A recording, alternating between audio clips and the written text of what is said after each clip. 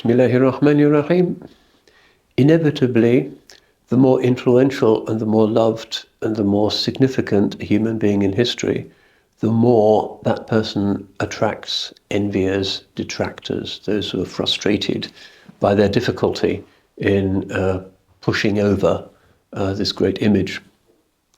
And in the case of the chosen one, sallallahu alaihi wasallam, we find so much persecution in his career, so many people who attempted to kill him, so many people who did kill some of his devoted followers, and the great pain which this caused his heart, sallallahu alaihi wasallam, as is recorded in the Quran.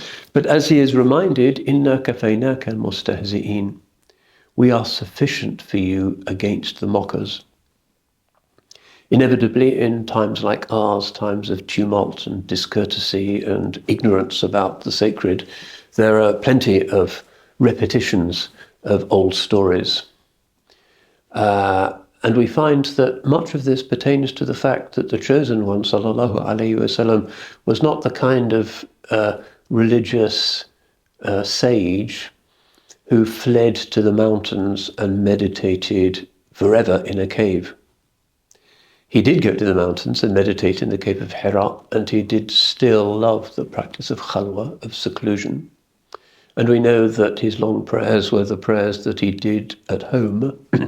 It's been reported by Aisha radiallahu anha. But we also know that he was somebody who was in the public and political life of his community. And so we find, for instance, in the Western world, still today, although it was more intense in the Middle Ages, which had less access to the texts, the idea that a saintly figure is somebody who stands back when oppression is taking place, that he turns the other cheek, that he goes the extra mile, that he doesn't resist the evil, but instead, through passive suffering, somehow is going to melt hearts. That doesn't often happen, of course. Has it ever happened? Did we in this country, including members of my family, confront Hitler by turning the other cheek and wringing our hands and showing the beauty of passive suffering? No, we didn't. And that would have been very wrong. Instead, part of human responsibility is to be qawwam, to stand up in the face of wrong.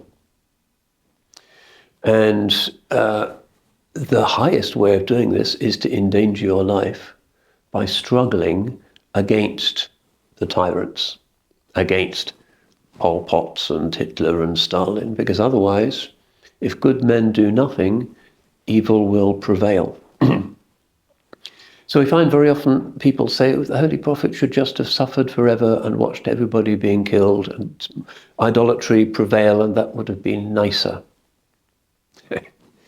Of course, Christianity developed this idea of just war, which is actually very similar to the Islamic idea of jihad. And a lot of scholars like John Kelsey have compared them and found them to be pretty compatible.